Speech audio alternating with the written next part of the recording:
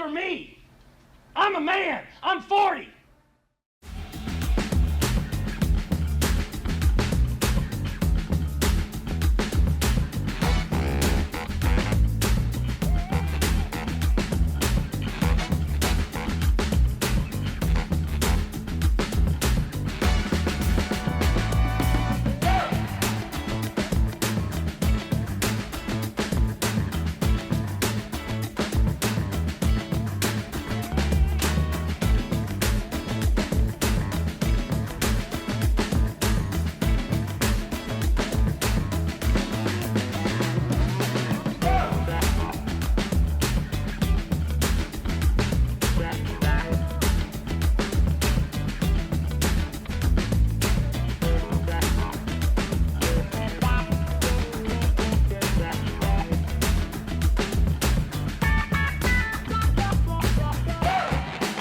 Hey, what's up, everybody? Welcome into a brand new episode of Moving the Goalposts. I'm Nick DiMartino. That's Johnny Montalbano.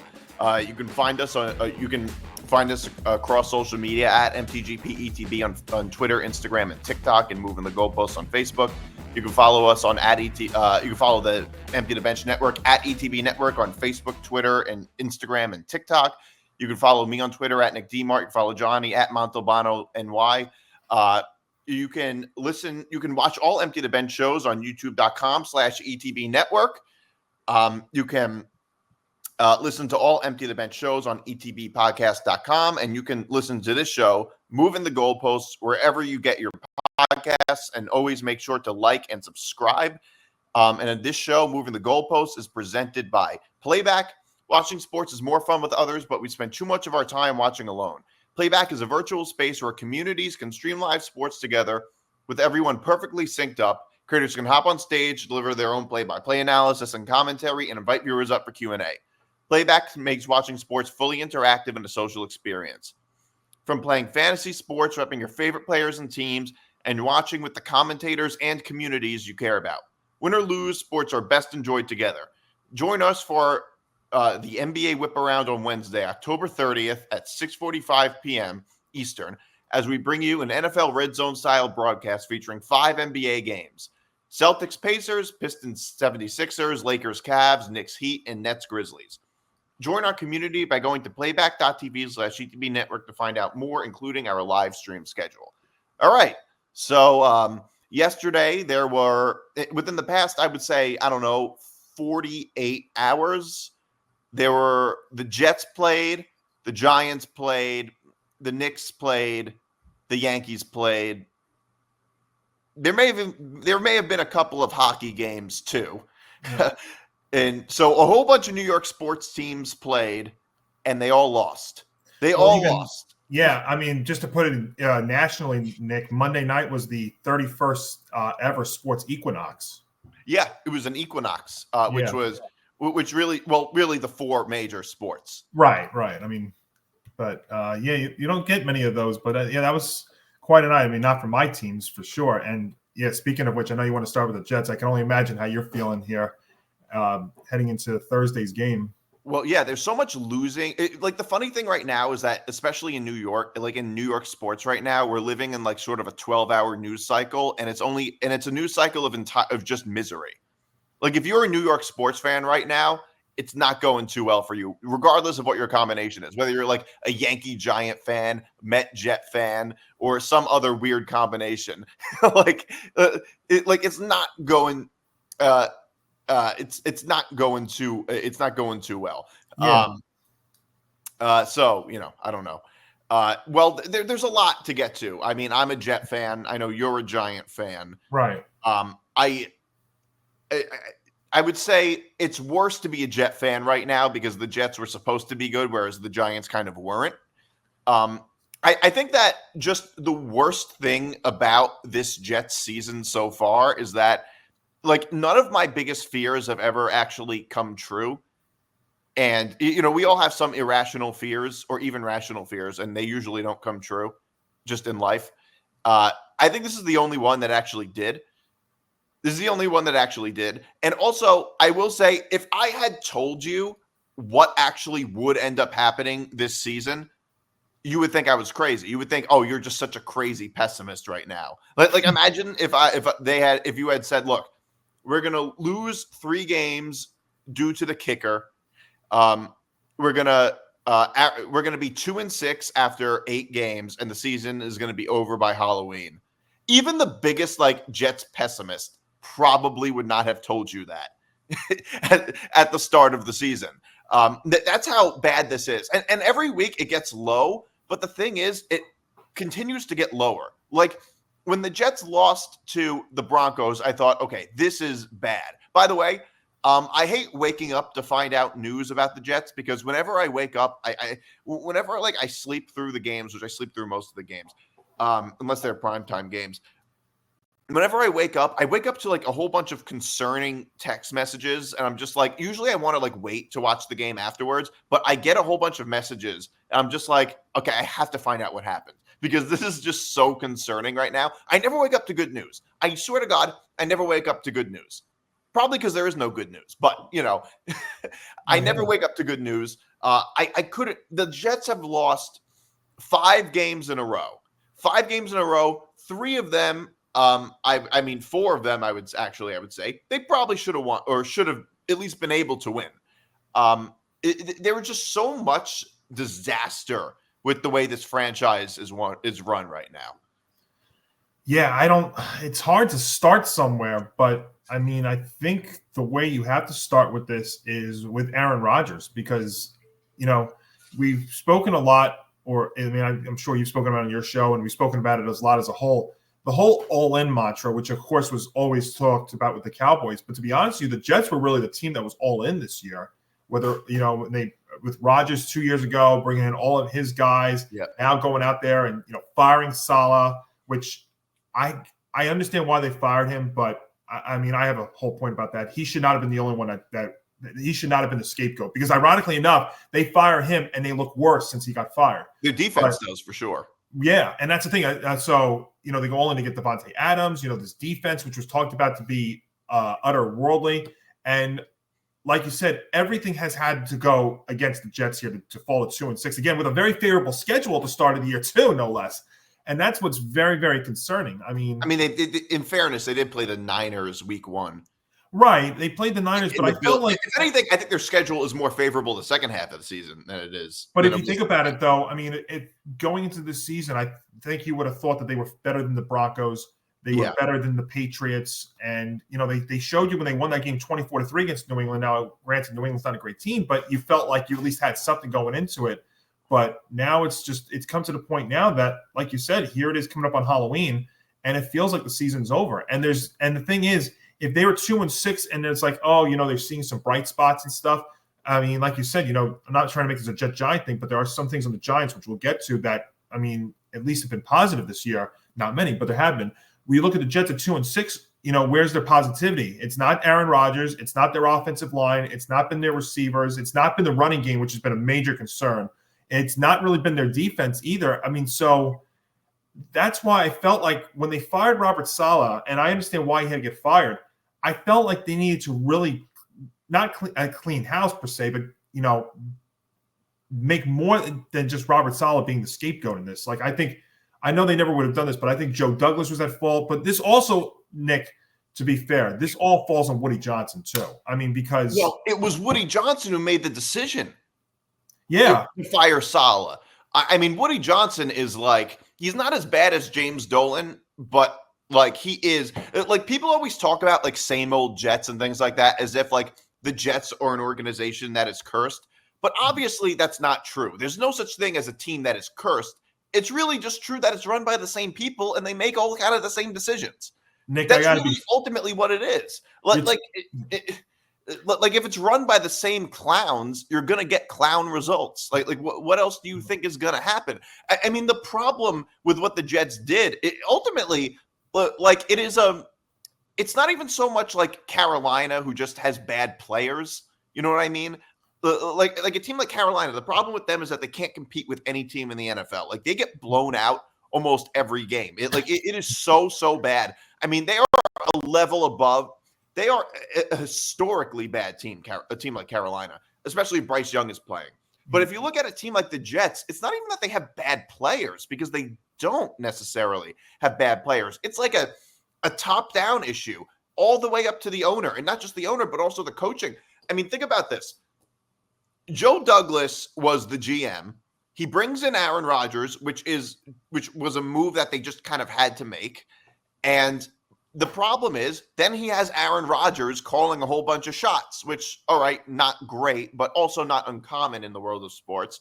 And then in the middle of the season, Woody Johnson comes along and makes the decision to fire Robert Saleh. So who is running the team? It went from like Joe Douglas to Aaron Rodgers to Woody Johnson making these decisions.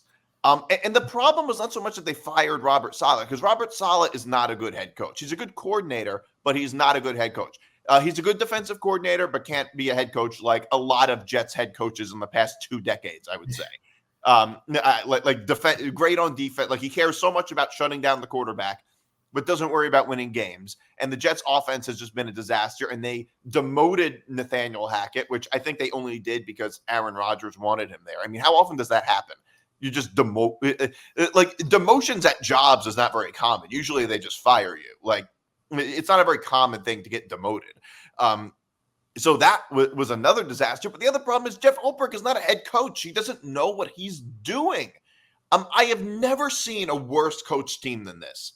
They are the worst coach team. And I think that a lot of the issue really ultimately is systemic with this. Like, it really does seem more systematic, the problems with the Jets, than it really is about the players. I mean, Aaron Rodgers is not what he once was. However, I will say in some of these games, namely against the Patriots, he really didn't play all that bad. It's not like he threw a bunch of really terrible interceptions or anything like that.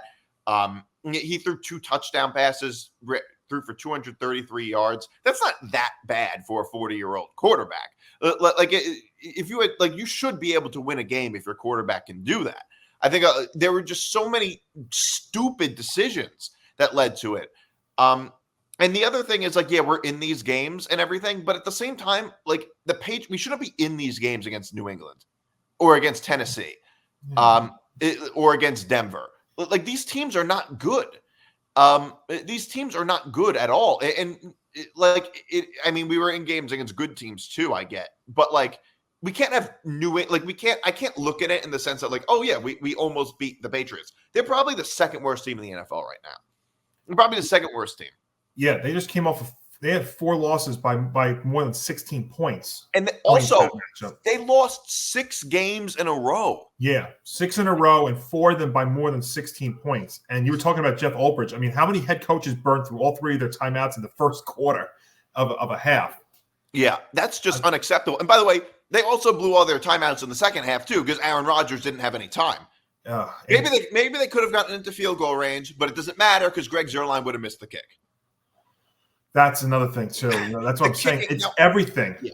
Special teams for the Jets has been terrible. I mean, first of all, you go all the way. And I will say, I think I did kind of rip on Garrett Wilson a week or 2 ago. I will say Garrett Wilson played a pretty good game against New England, so I'm not going to get on him for that.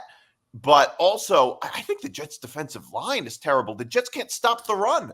New England ran for over 100 yards against the Jets. I mean, I'm just looking at some of their. I'm looking at some of their numbers. I mean, they rarely ever do that, New England.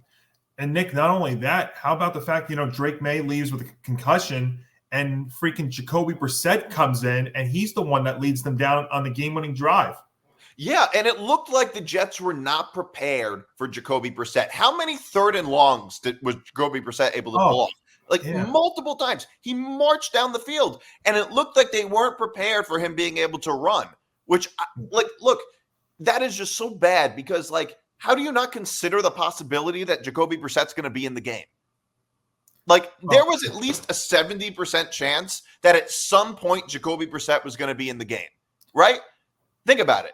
I mean, there's always a chance. I mean, I think with the Patriots, I think they waited too long to start Drake May, but yeah, I don't know where they go from here. I mean, as I said, I'm not a Jet fan, but I'm looking at this team and I'm like, there's just nothing right now. And the problem is, I mean, they came in, they have players and stuff, but just nothing's happening. And then you also add, the Hassan Reddick, his holdout. Then he comes in, he doesn't look like he's in game shape at all. Sauce Gardner has taken a major step back this year. I feel bad because I love Garrett Wilson, but I feel like he's taken a step back, not because of his fault, though. I think it's because of, Rodgers, and then he brings in his guys. So it also goes back to what you were saying at the beginning about who really is running this franchise. Yeah. Woody Johnson's always had a history of trying to get the named quarterback. I felt like it was different this go around with Rodgers because I felt like Rodgers was able to, be the one missing piece. But there was always risk with bringing Rodgers in here. Not many people talk about this too. They always talk about his age, but they don't talk about the fact that he never did this in the AFC, and the AFC East was not knocking him for not taking anything away from what he did in Green Bay. But he had two very favorable opponents there in the NFC North when he was with the Packers. He comes here to the AFC and he's got to deal with, two competitive teams in the Dolphins and the Bills. The Patriots always gives the Jets fits, and we've seen that again. And then it also go down the road, you see other, quarterbacks in the AFC, that we think are very good, like, obviously Mahomes, Trevor Lawrence we thought was going to be great, but still, the AFC's got Lamar Jackson. I mean, they got Joe Burrow. I mean, it's a very competitive conference. So this always was risk bringing him in here. In fairness, I would say this year the NFC is the more competitive conference. I agree with that. And also, when Aaron Rodgers was on Green Bay, I think the NFC was actually the more competitive conference. So it's not so much a conference thing, although the AFC tends to have better quarterbacks, or better young quarterbacks. I will say the AFC this year is just not good. Like if there was a year for the Jets to be a wild card team, it would be this year because the AFC is just that weak. I mean, the Chiefs are 7-0, but they haven't looked that great. But at the end of the day, they're still 7-0. It's also one team. Right, but I mean, but also think about it. The Baltimore Ravens, who I know have been playing great since starting 0-2, but I think they've got major problems still. I mean, we talk about how great they are offensively. Defensively, they're not that good. Right. They're giving up a lot of points and stuff, and that's why I didn't make any picks on the air. But I love the Browns against them last week because I felt like the Raven defense is not good. Yeah, and also bringing in a new quarterback, bringing in Winston and everything. It was sort of a fresh start. Yeah, I mean, Baltimore was a bit unprepared. And bringing also a new play caller there for the Browns too. By the way, like I would have like on paper. I mean, I'm not saying based on what has actually happened, but on paper, I would say early in the year, I would say there are three teams in the AFC that are like legitimately better than the Jets, like the Bills, the Ravens, and the Chiefs. And they were three of the four probable division winners. I mean, obviously, there's a lot of teams in the AFC that I think are better than the Jets now, but just based on talent and ability, I would say. Even Houston, I wasn't that convinced of because they're not a good team defensively, and they're not a very good road team either. If you look at their road games, they haven't really been all that impressive. So I was never really that convinced of that, but outside of the division winners, I was just looking at all these teams, and none of them are really convincingly that good. I mean, you look at it. I mean, you got the Steelers who are in a terrible quarter, who aren't in a very good quarter. I mean, I get they're 6-2 now, but just I was looking at them. It's like, yeah, they're not in a very good quarterback. They're not in a great quarterback situation. You have the Chargers, and yeah, they do okay, but I don't really know about them. And it's like you just go down the line of all these AFC teams, and you're just like, how good are these teams really? I mean, the Jets can compete with all of them, right? That's what you would think. Well, we thought because of their defense. We thought their defense would always terrible. Which is terrible. You're right. Yeah. I mean, especially their defensive line. And that's always been a problem with the Jets now for it seems like 20 plus years is even when Rex Ryan was there and the Jets made those two AFC championship games, his biggest problem was, and Rex should know this as a defensive coach, becoming head coach, is they've not had a legitimate pass rusher, it seems like in 20 years. It seems like John Abraham was the last guy they had, but they have not had a guy that can get to the quarterback week after week. And ultimately, if you're going to be a great defensive team, I think it always starts up front of the trenches. Of course it does, because up front always affects the secondary. I mean, Sauce Gardner, I think, is so overrated. He is so overrated. He's taken a major step back for sure. He hasn't done squat this year, but I think a lot of it is also just because of the front. Because you have to remember, corners only defend receivers for a few seconds, because they're somewhat relying on the front, on the defensive line to get to the quarterback. You can't expect a corner to just to defend a wide receiver for like 10 seconds. Like that just is not how it works. But Sauce Gardner always gets beat. He hasn't done squat this year. He has been terrible. Yeah, and of course, then you see the Jet players always taking to social media too, which is never a good thing either. Are you talking about Hassan Reddick? Hassan Reddick, Gardner. Who just got here 5 minutes ago after a stupid holdout. I mean, geez, Hassan. I mean, grow up, all right. I mean, first of all, he's like ruined his career over all this. I mean, gee whiz. Even his agents were against the holdout. Yeah, I mean, it's just a mess. I'm just trying to look here real quick before we move on, and I know somebody's going to say to me, when they're watching this or listening to this episode, that they're going to say, well, Johnny, the Jets did have Revis. Yeah, I get that. They had Revis. But, the makings of a great defense. Not a pass rusher, though. No, but that's what I'm saying. But they would say, though, that they did have Revis as the equalizer. But I always would say, too, that, a great defense always starts with being able to get to the quarterback. Yeah. Same thing on the offensive side. Having a great offensive line, it always starts in the trenches, on both sides of the ball. So.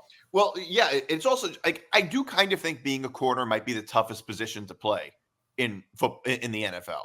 Yeah, arguably. So, Nick, real quick before we move on here, if you look at the rest of the Jets schedule here going forward, they play the Texans on Thursday night at home, and then they go out to Arizona, who's been a very, very sneaky team this year. Yeah. They have another primetime game against the Colts, unless that gets flexed out, with probably Joe Flacco.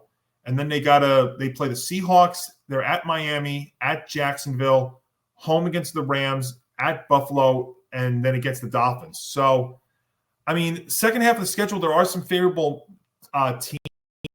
teams on the schedule. But then again, at the same time, what are the Jets? We could say it's a very favorable schedule, but what are the Jets themselves? Well, they're saying, oh, we're playing the Jets that week. Yeah.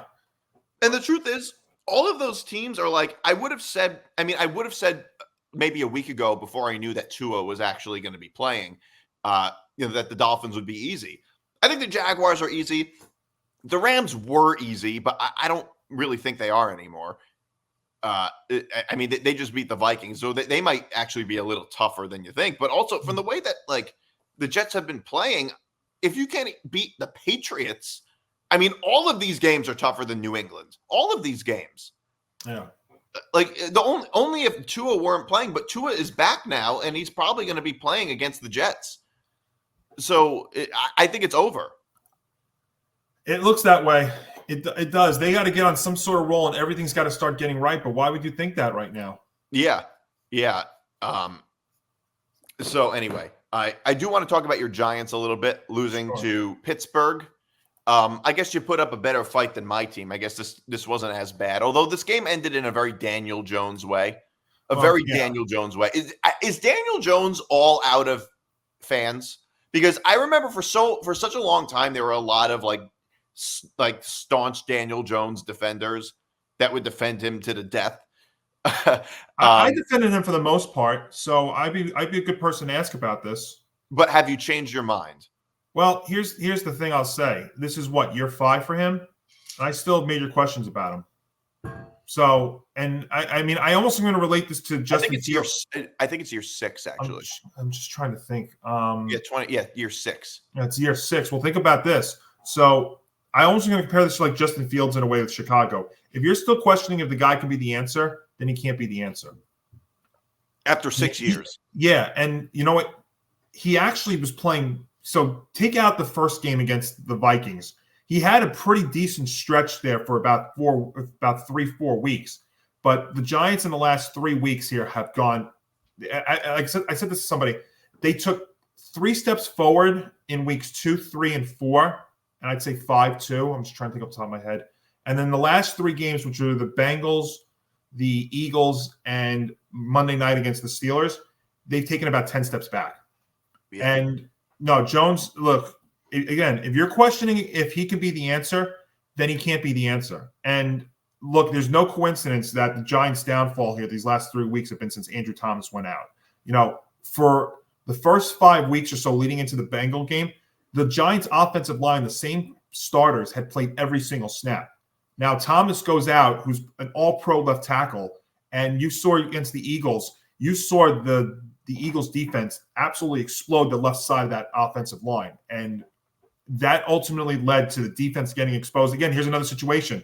Offense can't stay on the field. Defense gets destroyed. And you know what? The Giant defense is the defense up front has actually played pretty well this year. You know, they lead the league in sacks. I know a lot of that was in a few games, but their defense with Dexter Lawrence and stuff have been fantastic. Kayvon Thibodeau is a big loss there on that line. But they were showing you some positives for 4 weeks there, but it's all gone down the drain. And yeah, Nick, I'll tell you this right now. I think this is officially going to be Jones' last year. And I hate to break it to Giant fans. This team is too talented that they're going to get a high draft pick this year. And I will say this, the starting quarterback for the Giants in 2025 is not on this roster, and he is not in this upcoming draft. And you might not even know who he is. Yeah, I think it's going to be – I know this is late October that I'm saying this, but one of the guys that are going to be in competition for the Giants starting quarterback job in 2025 is Tommy DeVito. Oh, yeah, for sure. Because, I mean, Drew Lock is a stopgap guy. He's a backup at best. I mean, I wouldn't. Could you say the same thing about DeVito? Yeah, but he's a younger guy that's I think he's undrafted too. Drew Lock's been around the league for a few years now. I mean, he's kind of been a backup kind of guy in his whole career, whether it was with the Giants here or Seattle or Denver. I would almost, if the Giants continue to go down this road, I almost would give DeVito a shot here and see what you got with him. You might as well. Right? You might as well give DeVito a shot. I didn't think this team was a playoff team, even when they were playing well those 5 weeks, but they at least were showing you some positive signs. I said to somebody, I have no problem if they go 7-9, 6-11, 7-8, or whatever, if they at least showed you some signs going to next year. What they're showing you, though, is that this quarterback cannot be the answer. And I get that the line has been exposed since the Thomas injury, but the Giants' best running back is Tyrone Tracy, and of course he gets concussed on Monday night, so that's not good. Malik Neighbors, I think, is going to be a good wide receiver, but all these other guys that have a wide receiver, big question marks, and that's what's going to be very fascinating here. And I forgot to bring this up when we started with the Jets. I'm going to be curious to see what happens between now and Tuesday's trade deadline, because are the Giants going to sell off some? I don't know if they're going to sell off, but are they going to trade away some pieces? The wide receiver market is going to be. It's already been hot. I think it's going to be hot leading into next Tuesday's trade deadline. I think Darius Slayton definitely is a possibility for some teams that need a number 2 or 3 receiver, some depth pieces there. But yeah, and then defensively, look, the defensive line has not been that bad this year, especially with Dexter Lawrence. The secondary, though, still is a problem. I mean, Deonte Banks has been a disaster. Yeah, there's no other way to put it. And for the most part, Joe Shane's draft choices for the Giants have actually been very, very good, but that one is a big miss. Yeah. I mean, just looking at their schedule, looking at like the rest of their schedule, outside of the Panthers, who they play in 2 weeks, they got to play the Commanders, then the Panthers, then the Bucks, Cowboys, Saints. That should be easy. Ravens, Falcons. I mean, it looks like they're going to be like a 5-win team. Yeah, they might know a fun fact going into that game 2 against or 3 more games. They always play the Commanders tough. I mean, you saw that when they played at Northwest Stadium. But I think the Commanders have really surged. That's the thing. I mean, that game I know we might talk about it, but that game Sunday just proved how special that team actually is. But yeah, it's Nick. This is bad. I mean, you want to know a fun fact about that Giant Panther game, which, by the way, I was supposed to go to before they moved that game to Germany. Those two teams have the longest streak of being underdogs in the NFL. So something is going to have to break there. Well, it's kind of obvious who the underdog will be then. I don't know. The Panthers, by the way, they have to be like the worst team against the spread because they're getting killed in all these games. Well, yeah, I think they've been an underdog in like 25 or 26 straight. The Giants have been an underdog in 23 straight. Yeah, I mean, they've played – I don't know exactly what the spreads were, but they've played 8 games this year, and they've lost 7 of them, and there is no way they covered the spread in any of the games they lost. Like they were getting killed by double digits in all those games. The only time I think they covered off the top of my head is the game they won against the Raiders outright. Right, that was the only one. Otherwise, through 8 weeks, Nick, they have minus 147 point differential, and I think that's like the third or fourth worst since the merger in 70. Yeah, and by the way, the Jets are probably the second worst team against the spread. They're also I mean, they're favored in a lot of these games that they're losing. They're favored Thursday night. Yeah, they were favored by a full touchdown, and I said I thought it would be a Jets win, no cover, which I guess I was not totally far off of. Well, no, I'm saying that this Thursday against the Texans, and this was before the Stephon Diggs injury, they actually were a one, depending on what book you use, they were a 1 to 2 point favorite going to Thursday night against the Texans. They still are. Yeah, and it's probably going to. It might go up to 2 with the Diggs injury. Well, I think it's gonna. Well, the thing is, I think it's gonna. I think the bettors are all going to be going with Houston. Yeah, I think Houston still has a good reputation, and the Jets are just down in the dumps. The Jets did beat the Texans at MetLife last year. Now I know Stroud got concussed, but that just goes to show you how crazy this league here is. But I want to talk about one more thing here with the Giants here too, because it also ties into this game. So last week we heard that John Mara, the owner, came out and said in a documentary, I think that's on the NFL Network, that Joe Schoen and Brian Dable's jobs are both safe going into next year. And I know you guys on the Football Forecast were talking about that, but I got to be honest with you. I think John Mara is 100% right. To me, I know this ultimately falls on the records could fall on the coach. I think Brian Dable and Joe Schoen, considering what they've had to deal with, have actually done for the most part. I'm not saying they've been perfect by any means, but I think they've done a pretty good job here with this organization for the last couple of years. In their first year here, they did more with less than a bunch of other teams did in the league. I would even make the argument right now, when you look at the NFC East, I'm going to take Dan Quinn out with the Commanders because I still think that's a wild card in all of this. I think when you look between the Giants, the Eagles, and the Cowboys, and understand how I'm going to say this, Brian, Shane, and Dable do more with less, while Nick Sirianni and Mike McCarthy do less with more with those two teams versus what the Giants do with Shane. Now, obviously, that hasn't manufactured into wins for the Giants, but at the same time, I almost feel better about their future than the future of, let's say, what Dallas and Philadelphia are going to be. If you understand how I'm trying to get at with that, and also, and I'm saying one thing too, and when you look at the Raiders are a perfect example here.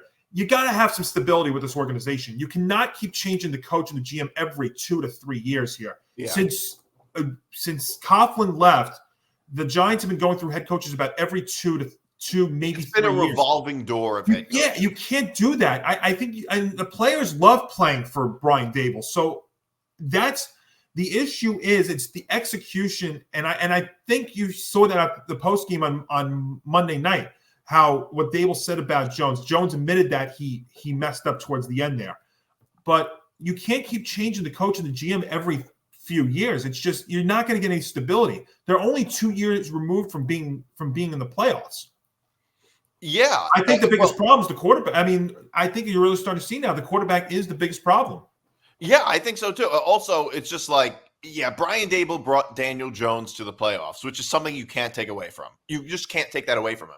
Right, but he also had an offensive line that year that contributed, and every other year that Jones has been there, he's made mistakes, but the line's been a disaster. And the 3 or 4 weeks that Jones played well this year, that offensive line was intact and it played very, very well. And now that Andrew Thomas is out for the season, that line is an unmitigated disaster again. Yeah, and that's obviously it's going to hurt them a lot. I mean, in terms of what you said about them doing a better job than Sirianni and McCarthy, I think that's actually kind of true. It's also not saying much because McCarthy and Sirianni are both getting crucified right now. So, although I will say I think we saved Nick Sirianni for Nick Sirianni's season when they played us a couple of weeks ago, which is fine because then at the end of the day, what that'll mean is that Sirianni will be allowed to make 2 or 3 more gaffes throughout the season, and he can get away with it because he won that game. But he also did win pretty big against the Bengals on Sunday. So maybe the Eagles are starting to get on a little bit of roll, and they got Jacksonville this Sunday. So it seems like. It does seem like the Eagles are, and Mike McCarthy is. I mean, the Dallas right now is just. I mean, they're not as bad as the Jets, but they're just a bit of a disaster. Yeah, I would say. Yeah, I do kind of agree with that. It's just sort of like they're doing a better job than the Eagles and Cowboys front office, though that isn't really saying much. Well, the only thing I will say that though is I think Howie Roseman, and I can't stand the Eagles, but I respect the hell out of Howie Roseman because what he's able to do with that team has been great. It's the coaching on the Eagles that's the problem. It's not the GM. Yeah. Howie Roseman does a tremendous job, and it pisses me off because I'm like, damn, he's so good. Yeah. But I got to respect that. It's not like Jerry Jones. Jerry Jones is an awful GM. Nick Sirianni, Jerry Jones is annoying because he's not a GM. He's an owner. That's really what he is. Yeah, he's a great business owner. He's not a good football owner or football GM. That's right, what he is. Right. So I do want to talk about some of the other stuff. There's Bears and Commanders just for a little bit. Sure. Did you see that finish? The Bears and Commanders. I was out Sunday watching the game at my favorite bar. I don't put money in these games, but I always talk about it. I had the Bears winning this game, and I was like, oh man, this would be awesome because they were 2.5-point favorite and they're up by 3. And I'm like, oh man, they're gonna sneak out here with a win. But Caleb won. But when you look at it, it's like, oh my gosh. And there's so many things to this too. There's the player on the Bears who's taunting before it actually happens. Yeah, I was going to bring that up. Number 29, he was like going nuts. He was like talking to the crowd with his back to the play as it was happening. But then at the same time, in real time, I'm watching this, and I'm watching with a few people next to me, and we all jump up and scream in disbelief. But one of the things I scream about is how the thing you're taught is to bat the ball down, and the Bears defensive player tips it. He knocked right it up. to the Commanders. He knocked it up like he was playing volleyball. If anything, you knock it down. Exactly, you knock it down. That was, and by the way, Matt Eberflus is going to get killed for that decision late in the game. There's another guy too. When he ran, what was it? A defensive lineman? Yes. Which is what like the Texans used to do with JJ Watt. And his explanation after the game was horrible. I am not a Matt Eberflus guy. I actually was giving him a lot of credit for this year. And then after Sunday, I was like, oh, we're right back to square one with him again. Yeah, that was a stupid. I mean, look, I don't know. They also have a young star quarterback. How much of that is the head coach? Yeah, I mean, it's with the Bears though. It's very interesting because you usually don't see them bring back the head coach for so long when they're going to go draft a new QB. Yeah. But I mean, it goes to show you though, Nick, that this Commanders team though is special. I mean, they really are. They really are special. I thought this actually was the toughest test for Jaden Daniels, and it wasn't because of his rib injury, but this was the best defense that he was facing all season. And you saw that actually the defense was playing for the most part very, very well, and took that kind of crazy throw and the tip in the air for the Commanders to win this game. I also think that this was a team. This is a perfect example of a team that developed. Like I think in the first couple of weeks, maybe weeks 1 and 2, they were a below average team. Like they barely beat the Giants when the Giants didn't even have a kicker, and they lost by 2 scores to the Bucs. And the Bucs are an above average team, but they did lose by quite a bit. So it didn't look like they were a very good team. But then then they beat the Bengals, and then they killed the Cardinals, and then they really started to get going. Like a couple of weeks into the season. It's a perfect example of like a young quarterback kind of developing into something better. They're like the opposite of the Jets who have developed into something worse. Yeah. I guess is how I would put it. The Browns finally won a game, and Jameis Winston felt the need to quote Eminem because Jameis Winston feels the need to have really weird post-game press conferences after he wins. Well, I mean, it's been forever and a day since he started a game. It actually was a pretty cool moment there. And I just felt like the Browns had a chance on Sunday to at least make it a closer game. I mean, because by accident, Jameis Winston was going to play better than Deshaun Watson was. But then also remember that Kevin Stefanski did change the play calling. They gave the play calling duties to somebody else. And I felt like, against the Ravens, who have given up a lot of points this year and a lot of big plays, I felt like they were actually going to be able to keep that game very close. And, divisional matchups, especially when you're the road team, the Ravens have used a lot of energy this year to come out of that 0-2 hole and have played a lot of close games and given up a lot of points, too, in the process. I felt like they were due for a loss. So I felt like this was the chance for the Browns to do it. And it turns out they did. But they looked like a totally different team with Winston in there. I don't know how long this lasts for Cleveland, but I mean, for an organization that dealt with a lot of discussing this year. I mean, I can't say in franchise history because they had an unbelievable year last year. This was at least a one good moment for them to at least beat their arch rival Ravens. Yeah, well, the Ravens is funny because they're one of the best teams in the AFC, and they're 5-3. So I think they're a little better than their record says. But it's like 2 of those 3 losses were against bad teams. One of them at home. Yeah. Well, I got to tell you, I mean, I look, the Ravens offensively are a juggernaut, and you just saw them trade for Johnson from the Panthers. But I'm like, when I heard that news, I'm like, okay, good, they got a receiver. They probably did that to counter what the Chiefs have done, not only getting DeAndre Hopkins, but they also added to their pass rush. But that's what the Ravens got to do now between now and Tuesday's deadline. They got to go out and get some defensive players because they're giving up a lot of big plays and a lot of points. Even the game, against the Bucks on Monday night 2 weeks ago when they scored 41 points, they were up 41-10. They still gave up 31 points at the end of the day, and that was to a Bucks team that was down their top 2 receivers. Yeah, no, absolutely. I mean, I think the thing that made them the offensive juggernaut that they are is Derrick Henry. Yeah, Derrick Henry, absolutely. He's the ultimate equalizer because they haven't had a running attack like this in so long. Yeah, I mean, think about it. Derrick Henry is the most impactful running back I've ever seen, or at least one of the couple 2 or 3 most impactful running backs I've ever seen. I mean, he was Tennessee's offense last year.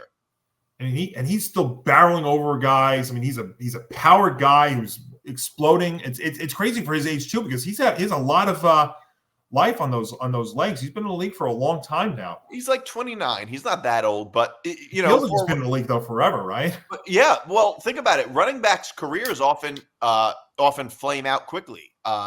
That's what they're known. I mean, by the time you're 30 as a running back, you could be considered old. Yeah, it's very. I think it's because of the way he takes care of himself. He lives like a very, very strict, healthy lifestyle. Like he doesn't eat dairy or gluten or processed sugars. I think he doesn't eat until 4 or 5 o'clock every day. Mm-hmm. He's kind of like the Novak Djokovic of football. Yeah, kind of like Tom Brady. Like he lives like this he seems to live like this very like rigid, extremely healthy lifestyle that very few Americans are willing to actually come close to. Yeah. Which is why I think he's in such great shape.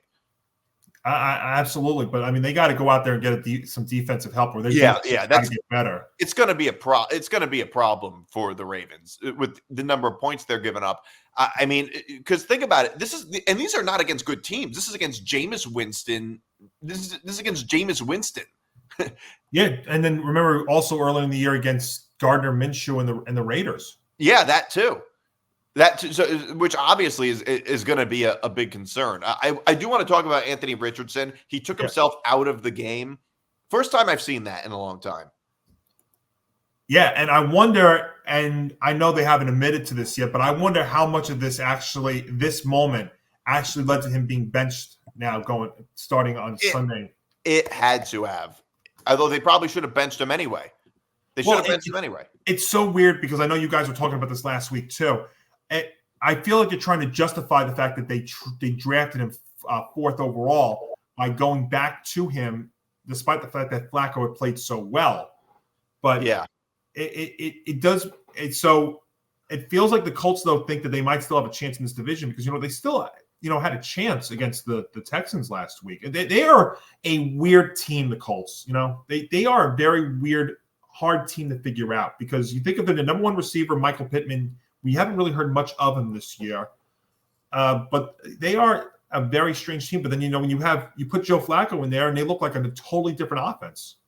Yeah. Well, the thing is, I think it's crazy how good Joe Flacco still is, especially how bad he was with the Jets. I think that's like a lot of Jet fans, and the Jets are not the only franchise that can do this, but like a lot of franchises can do this. But it's like a player that was horrible with the Jets, but so much better everywhere else.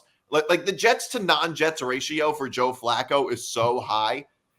Let me ask you this question. He was so bad with the Jets. He was so bad. Right, but I'll also ask you this question because you're a Jet fan, and also this has to do with Sam Darnold and Geno Smith. Is it them or is it the system they were in? Because to be fair, like Sam Darnold, for instance, when he was with them, he didn't have this kind of roster that he had in Carolina when he was down there. Or when he was with, I know he didn't play in San Francisco. I think he played like maybe a game or 2. or now in Minnesota, he didn't have this kind of roster to work with. Right. I think that that's the $1 million question, and I think that very obviously is true. I mean, I think that there are some quarterbacks that will make a team content. Like if the Jets had Josh Allen, I think they'd be a playoff team every year, probably. But I think that a lot of quarterbacks are only as good as the system they're in. I really think that a lot of them are. I think Geno Smith kind of fits that description, although I think with Geno Smith, things have to be really, really perfect. I mean, like he wasn't good at all till he went to Seattle. And Pete Carroll is one of the best, or was one of when he first went there. Was one of the best. Is one of the. I mean, he's not the head coach anymore, but he is like kind of in charge. The weird thing though with that, if you remember, those Geno Smith wasn't the best college quarterback either. Though he was he was very inconsistent in college. But let me just get back here to Richardson for 1 second. I'll ask you this question: how long do we think this is going to be? Is this benching? Is this just for this? Is it just for this week? Is it for multiple weeks? Is it for the rest of the season? It should be what you mean? What do I think it should be, or what do I think it is? How about both? What it should be is the rest of it, or indefinitely until like Joe Flacco gets hurt or something like that. Is what I think it should be. He's been terrible, and also he took himself out of the game.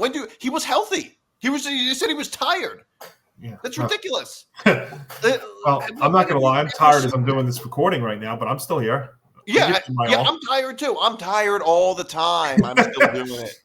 All right, I don't even understand. And he's a professional athlete. I'm not a professional athlete. I sit on a chair all day.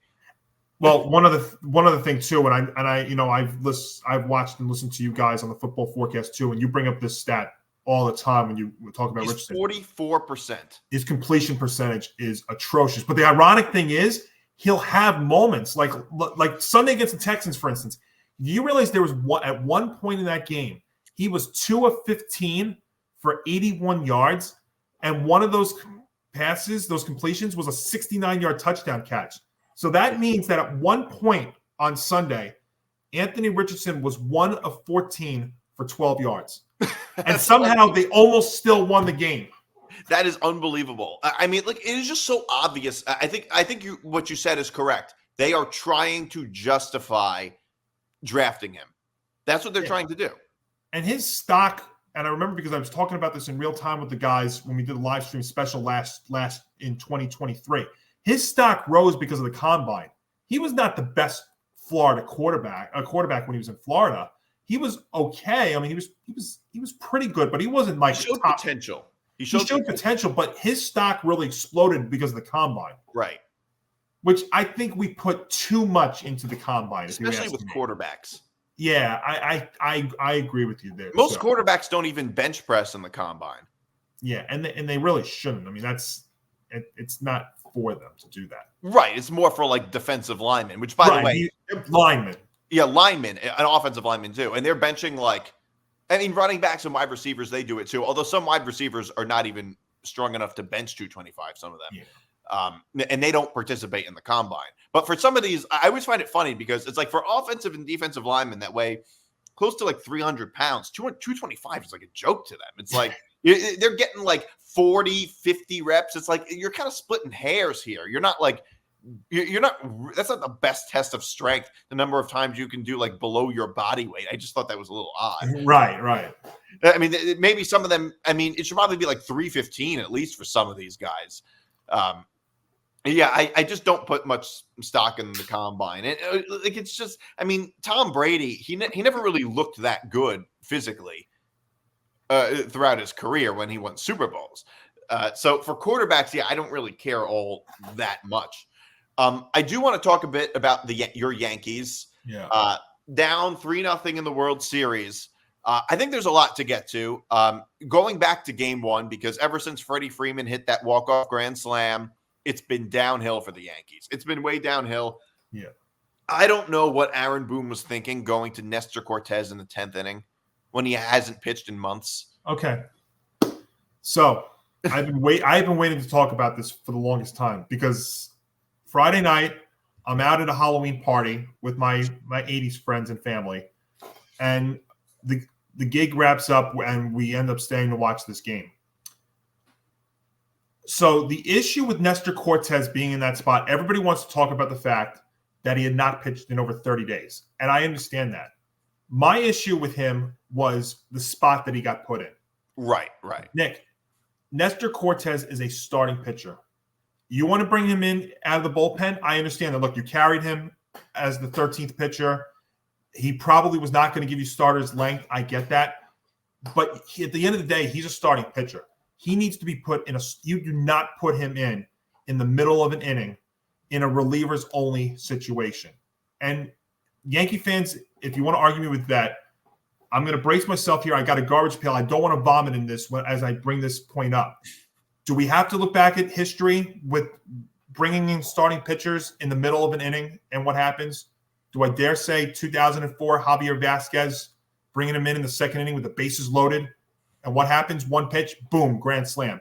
Do I have to bring up – I forget what year it was, but do you remember when Lance Lynn came in out of the bullpen, bases loaded, grand slam? Look, it's a mental thing, but it happens.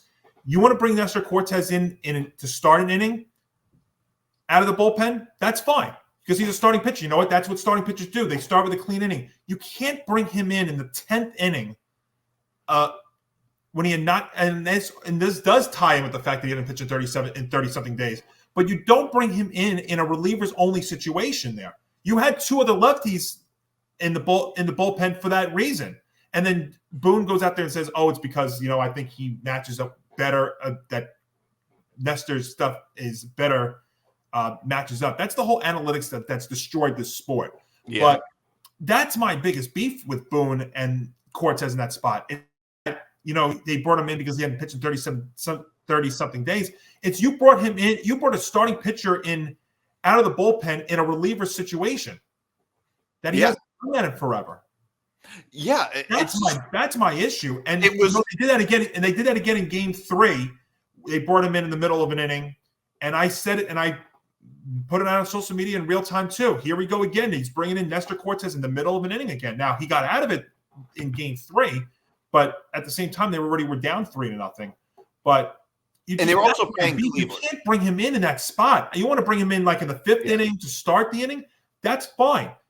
And he's the 13th pitcher. But you don't bring him in a relievers only situation there, Booney. In the 10th inning. In the 10th inning.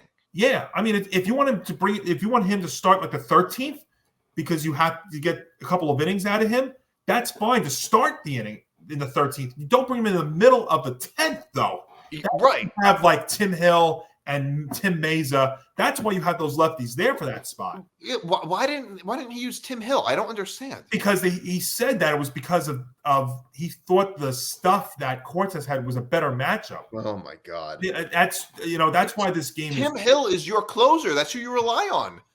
Well, that also goes back to they had a 2-1 lead in the 8th inning in this bullpen, which had been for the most part great. Look, for the most part, this Yankee bullpen, which are a bunch of names that you really hadn't heard of unless you're a diehard baseball fan, outside of Clay Holmes, has actually been very, very good in the postseason.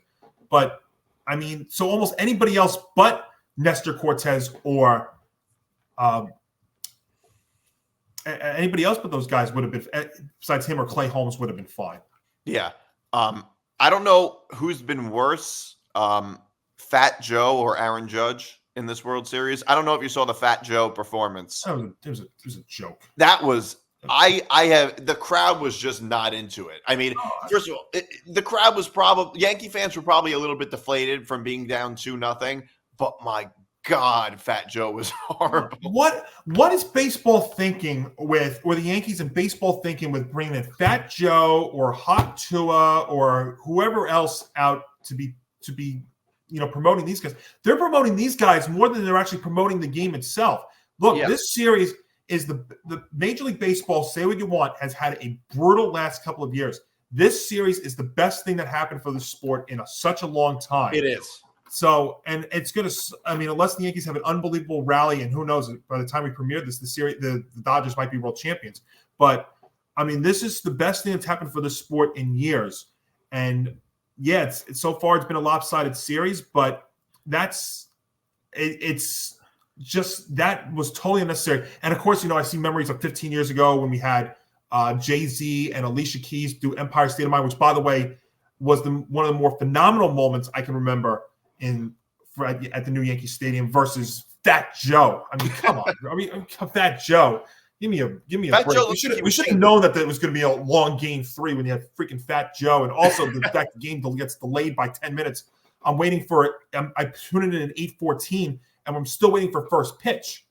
Well, it takes him a while to walk on, and off the field. Oh my gosh! I mean, that was worse than the game. I mean, the game was rough. I mean, I'm seeing Giancarlo Stanton get thrown out at the plate. Yeah, I was just going to bring that up. By the way, looking at all of that, Giancarlo Stanton moves like a freight train. I've never seen anybody go so slow. It's like he is so slow, but also that was an insane send. When he sent him, before he even reached third base, the left fielder already was ready to throw. Yeah, Luis Rojas has not been a great third base What coach. was He wasn't a good thinking? manager. Yeah, not good. But it does seem quite ironic, though, that in this postseason for the Yankees, that the players that the Yankee fans have been bashing for the most part have actually been their saving grace, and that's Gleyber Torres and Giancarlo Stanton. Clay Holmes has been a disaster, but otherwise, I mean, what I'm going to be fascinated about is if the Yanks don't win this series and come back. I'm wondering if we're going to find out that Aaron Judge was actually really hurt, because there's been discussion that he's been dealing with like a rib issue or something, but now Booney's come out and said it's not been an issue. But if that's the case, he can't come out and say that he's been battling it and that it's been an issue, because that's not gonna look good on Boone's eyes. I mean, you're not going to take him out of the lineup. You can't do that. But yeah, you know what, Nick? Here's the thing, and this was my one concern about the Yanks going into this series. Yes, they have Juan Soto and Aaron Judge, but this is not a deep lineup. You look at the Dodgers. The Dodgers are getting it done with guys like Tommy Edman and Teoscar Hernandez and a bunch of pitchers that you have not even really heard of. They don't even have like great starting pitching. They like Game 6 against the Mets. They used a bunch of relievers. That's why I felt like the Yankees were going to win this series, because like in Game 4, they're going with a bullpen game. And that is why Game 3 was so critical, because I felt like if the Yankees would have been able to win Game 3, make it 2-1, and then go up in a bullpen game against the Dodgers, I felt like the series would have turned. And I also felt like that if they would have won Game 3, I really, really thought that Boone would have considered bringing Cole back on short rest, which I know he's not doing because they're down 3-0. But I really would have felt that would have been a spot there for Cole to go back out there in Game 4. And maybe the momentum's turning, especially with the bullpen game. But that also proves how deep this Dodgers team is. Look how many starters they don't have in this series. Tyler Glasnow, Clayton Kershaw, and others, and they're still getting the job done. It just proves how deep that this Dodger team is. And that's depth is a big thing. Yeah, you need your big guys. I know Judge has not been doing it. I know Soto in this World Series has not really been doing it. But it just proves that, and that's why this will never be duplicated like the 98, 99, 2000 Yankees, because those lineups were deep. But at least, I mean, first of all, Gleyber Torres is like the reverse Aaron Judge this year. He really didn't have fans were kind of ripping on him during the regular season, but then get so much better in the postseason. But I mean, like people are talking about, like you're talking about maybe Aaron Judge is hurt. I mean, maybe, but he's also just not good in the playoffs. He hasn't been like the past 5 years. He's hit like 200 every playoff run.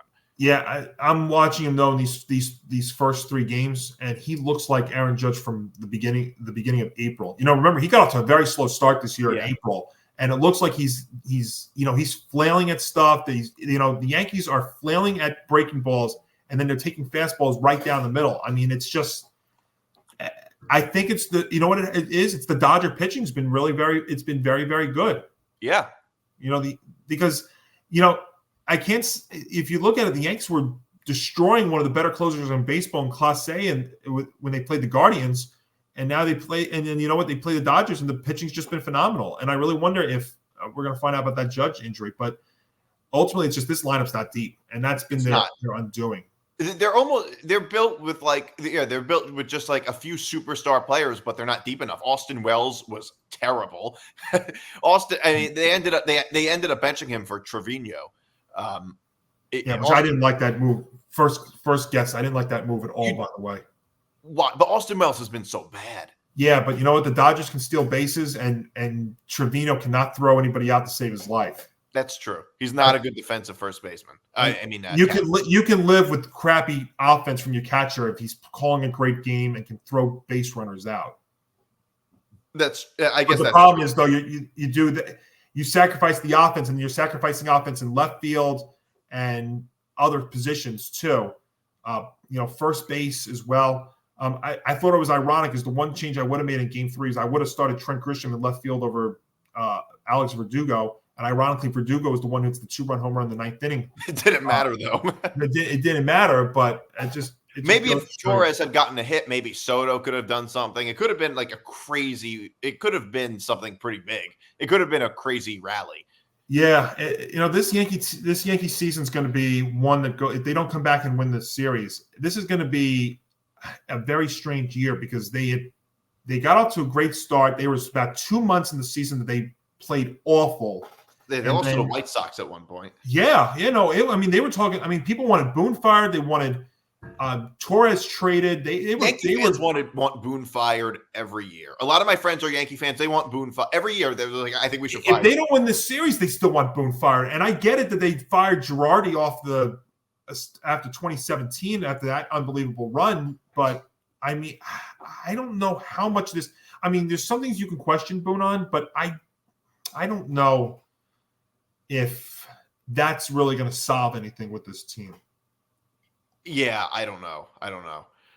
But yeah, I just think the series, it just feels over. Like, to be honest, it just feels over. Like I coming back from 3-0. What are the odds of that? What are the odds of that? Well, here's an example of that. I mean, there have been 24 instances in the World Series that a team was up 3-0. 21 of those were sweeps. The other 3, the series ended in 5 games. Wow. So that's why that Game 3, and I didn't panic after the first 2 because I don't panic until I lose a game at home. But that game Monday night was the one that really concerned me because if they would have won that game and then playing the Dodger bullpen and it's wide open in a bullpen game, and I thought that maybe they would have brought back Boone on short rest. I mean, brought back Garrett Cole on short rest. They could have definitely changed the series around for sure. Yeah. I do want to talk about this a little bit. Did you see this LSU Texas A&M game? LSU blew that game. Yeah, I paid attention to it Saturday night. Yep. I think the turning point of that game was that Nussmeier interception. Yeah.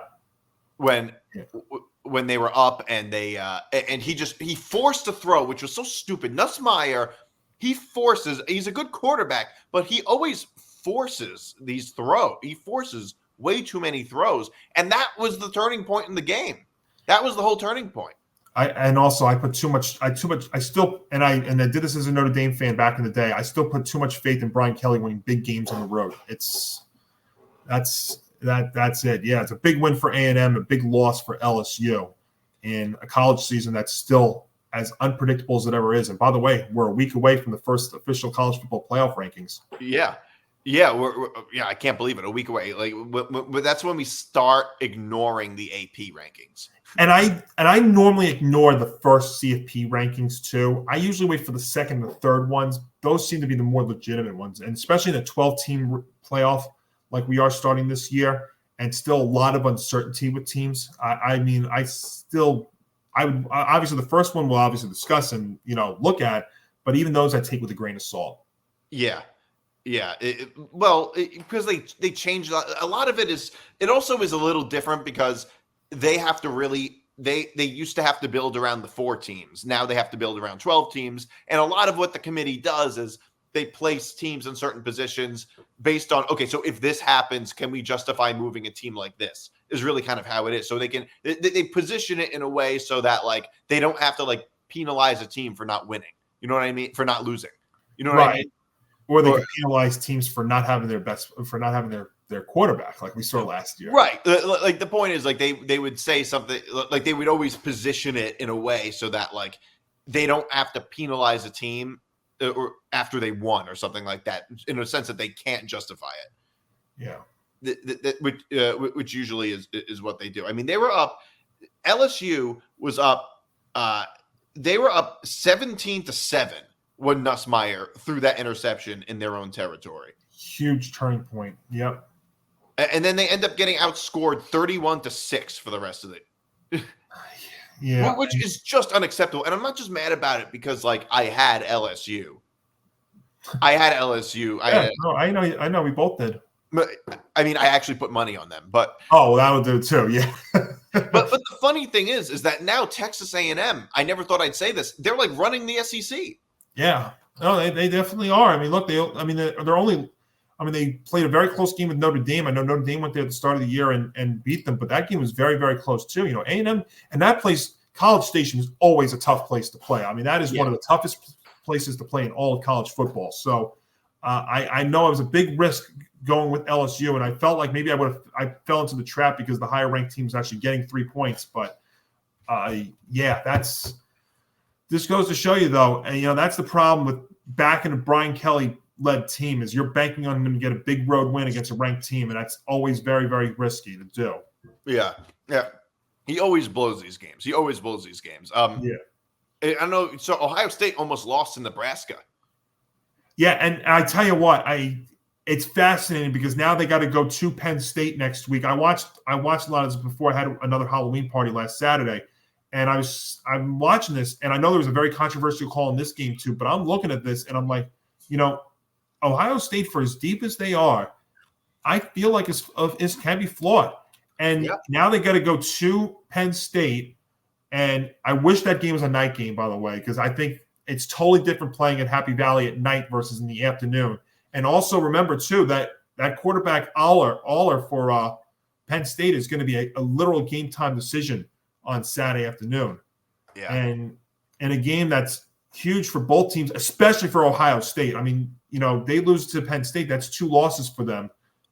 Which will be crazy. I mean, like Penn State, if they go 11-1, they're still a playoff team at least. Yes, yeah. I mean, obviously, Ohio State needs this game in the worst way. Now, of course, back in the day, 14 playoff, Ohio State loses the game Saturday, they're out.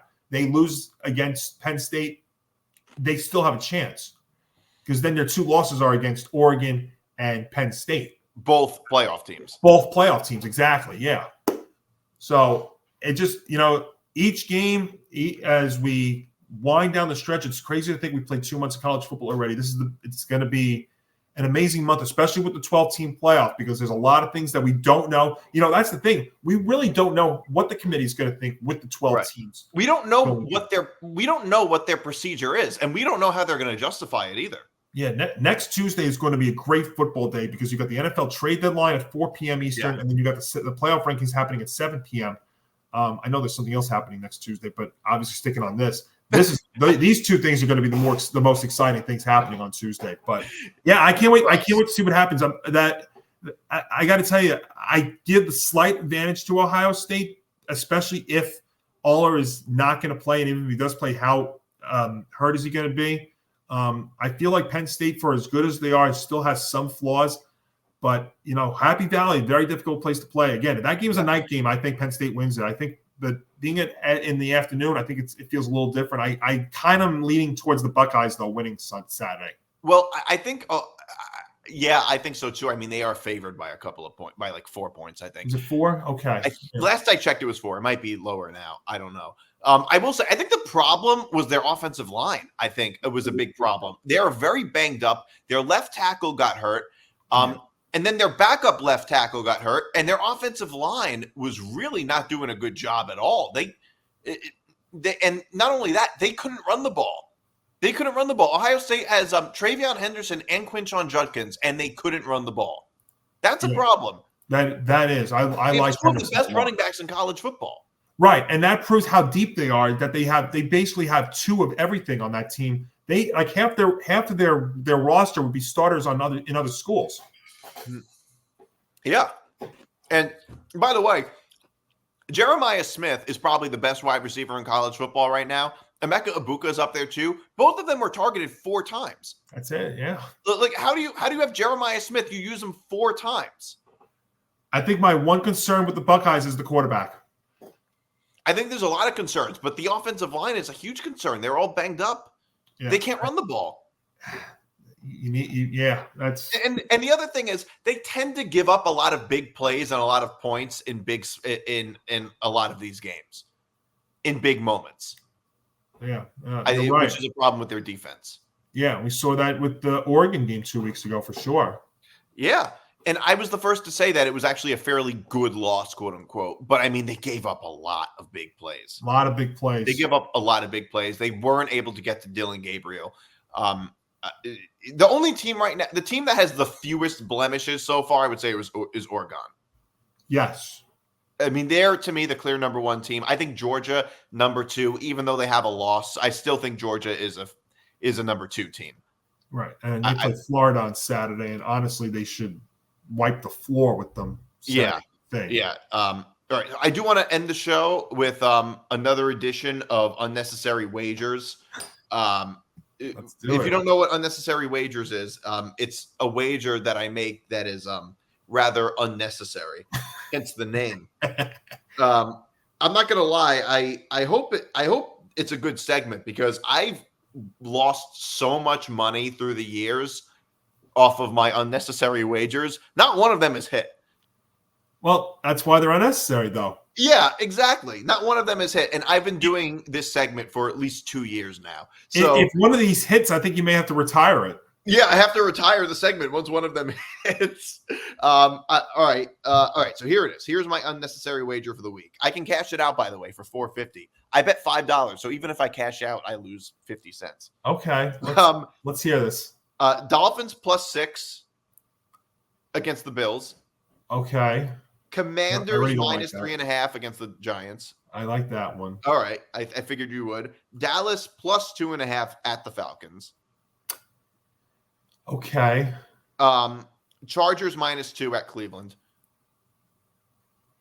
Yeah, that's going to be a low-scoring game. I feel like. Well, that's why it's -2. Yeah. I mean, if they win outright, basically, I'm good. Right. Yeah. I mean, I'll get more into that over the weekend. Eagles -4.5 at home against Jacksonville. Yeah, I'm surprised only 4.5. But then again, we saw what happened. It might go up. Week. But then again, we looked at what happened with the Jaguars last week. I thought that was an easy, favorable spot, and they covered last week. The Eagles also just aren't that good. Right. Or at least they've shown they weren't that good at certain points in the season. Rams money line at Seattle. That's a ballsy one, I think. Well, they're your Seahawks. That is a I don't think Seattle's that good. No, I think they have. I don't like them defensively at all, and they're going up against a lot of good quarterbacks to start the year. And the Rams, they're kind of getting hot now. I feel like the Rams are doing like what they did last year. Yeah, and I think the Seahawks are in a lot of trouble because they're playing a lot of good quarterbacks and they're not good defensively. I like the Bucks +8.5 against the Chiefs. I think the Chiefs will win outright, but I think the Bucks can keep it close against them. And the Chiefs often have a lot of scares. Yeah, they have a lot of scares. Getting covered Sunday. Yeah, and the Bucks are a fairly good team. They're a fairly good team. I know. I'm wondering though, without Godwin and Evans, though, and I think we saw that, but they still kept it close with the Falcons last week. Yeah, exactly. And then I have Aaron Rodgers for 225 or more passing yards. So you're taking it over on that? Over, yeah. I mean, 225 is not a lot. Yeah, and it's -140 actually. Okay, part of the bet. I'll say this: I think that's unnecessary. I think they're all unnecessary. I think it's a good. I think we can keep. I think you'll be able to keep the segment for at least another week. Believe it or not, the toughest, according to DraftKings, the hardest wager that I have, or hardest leg of this parlay to hit, is Eagles -4.5. Wow. See, I think that's one of the more favorable ones. But then again, I thought the Packers. But then again, I thought the Packer line last Sunday was favorable, and they did not cover. I mean, the truth is, none of these bets individually are that difficult. It's just all of them together. They have to all work out together. All of them, individually, every yes. None of them individually are that difficult, really. Mm-hmm. Like the lowest, like I said, -105 is Eagles, Jacksonville. Yeah. All right. That is an unnecessary wager that will almost certainly not hit. All right. So thanks for tuning in, everybody. I'm Nick DiMartino. That's Johnny Montalbano. This was another episode of Moving the Goalposts. We'll see you guys next week.